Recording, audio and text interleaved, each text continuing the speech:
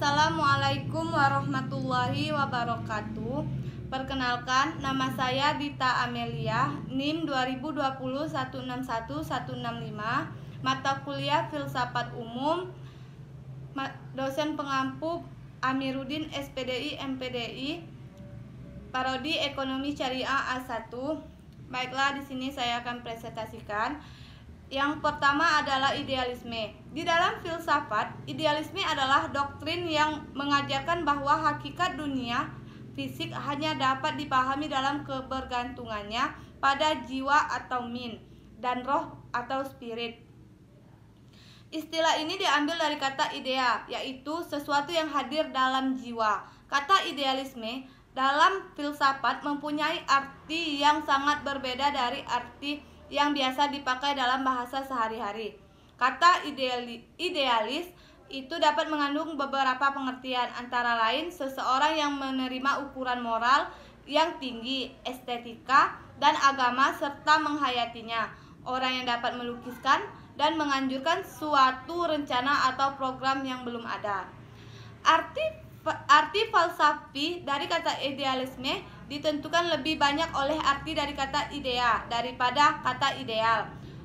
W.E. Hawking, seorang idealis, mengatakan bahwa kata ideais lebih tepat digunakan daripada idealisme. Secara ringkas, idealisme mengatakan bahwa realitas terdiri dari ide.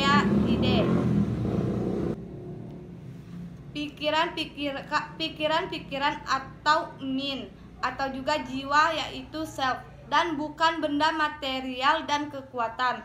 Idealisme menekankan min sebagai hal yang lebih dahulu atau primer daripada materi. Alam bagi orang idealis mempunyai arti dan maksud yang diantara aspek-aspeknya adalah membangun perkembangan manusia. Oleh karena itu, seorang idealis akan berpendapat bahwa terdapat suatu harmoni yang dalam arti manusia dengan alam, yang tertinggi dalam jiwa juga merupakan yang terdalam dalam alam. Manusia merasa ada rumahnya dengan alam. Ia bukanlah orang atau makhluk ciptaan nasib. Oleh karena alam ini suatu sistem yang logis dan spiritual, dan hal ini tercermin dalam usaha manusia untuk mencari kehidupan yang lebih baik. Pokok utama yang diajukan oleh idealisme adalah jiwa mempunyai kedudukan yang utama dalam alam semesta. Sebenarnya idealisme tidak mengingkari materi, namun suatu gagasan yang tidak jelas dan bukan hakikat. Sebab seseorang akan memikirkan materi dalam hakikatnya yang terdalam. Dia harus memikirkan roh atau akal. Adapun jenis-jenis idealisme, yang pertama adalah idealisme subjektif. Idealisme subjektif ini adalah filsafat yang berpandangan idealis dan bertitik tolak pada ide manusia atau ide sendiri. Alam dan masyarakat ini tercipta dari ide manusia. Segala sesuatu yang timbul dan terjadi alam atau di masyarakat adalah hasil atau karena ciptaan ide manusia itu sendiri. Atau dengan kata lain, alam dan masyarakat hanyalah sebuah ide atau pikiran dari dirinya sendiri atau ide manusia. Adapun yang kedua adalah idealisme objektif, yang merupakan sebuah idealisme yang bertitik tolak pada ide di luar manusia.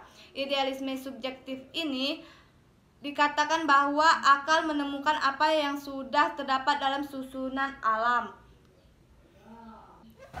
Dan yang ketiga adalah idealisme personal atau personalisme, yaitu nilai-nilai perjuangannya untuk menyempurnakan dirinya. Personalisme muncul sebagai protes terhadap materialisme mekanik dan idealisme monistik. Bagi seorang personalis, realitas dasar itu bukanlah pemikiran yang abstrak atau proses pemikiran yang khusus, akan tetapi seseorang, suatu jiwa atau seorang pemikir. Adapun tokoh-tokoh dari idealisme ini yang pertama adalah J.G. Fichte 1762 sampai 1814 Masehi. Johann Gottlieb Fichte adalah filosof Jerman. Ia belajar teologi di Jena pada tahun 1780 sampai 1788.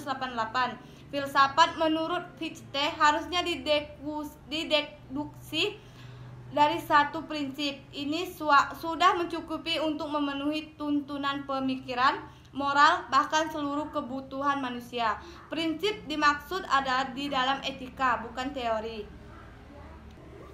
Adapun yang kedua adalah G.W.F. Hegel 1798 sampai 1857 Masehi.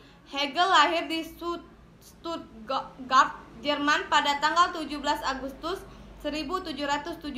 Ayahnya adalah seorang pegawai rendah bernama Georg Ludwig Hegel dan ibunya yang tidak terkenal itu bernama Maria Magdalena. Pada usia 7 tahun, ia memasuki sekolah Latin, kemudian gimnasium. Hegel muda ini tergolong anak telmi alias telat mikir. Pada usia 18 tahun, ia memasuki Universitas Tübingen. Setelah menyelesaikan kuliah, ia menjadi seorang tutor. Selain mengajar di Jena, pada 41 tahun ia menikah dengan Maria von Tucher. Karirnya selain menjadi direktur direktur sekolah menengah, juga pernah menjadi direktur surat kabar.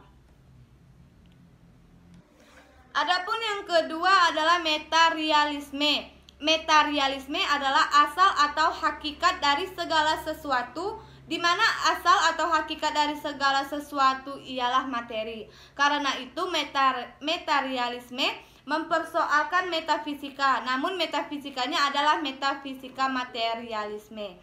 Nah, materialisme ini adalah merupakan istilah dalam filsafat ontologi yang menekankan keunggulan faktor-faktor material atas spiritual dalam metafisika, teori nilai, fisiologi, epistemologi, atau penjelasan historis.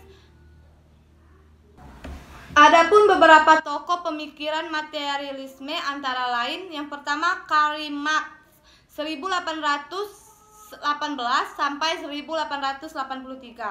Marx lahir di Trier, Jerman pada tahun 1818. Ayahnya merupakan seorang Yahudi dan pengacara yang cukup beradab, dan ia masuk Protestan ketika Marx berusia 6 tahun. Setelah dewasa, Marx melanjutkan studinya ke Universitas di Bonn, kemudian Berlin. Ia memperoleh gelar doktor dengan desertasinya. Kemudian ia pun menjadi pengikut Hegelian sayap kiri dan pengikut Feuerbach dalam usia 24 tahun.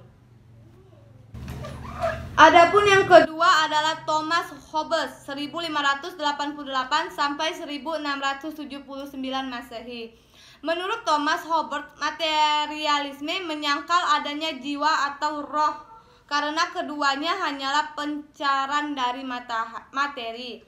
Dapat dikatakan juga bahwa materialisme menyangkal adanya ruang mutlak lepas dari barang-barang material.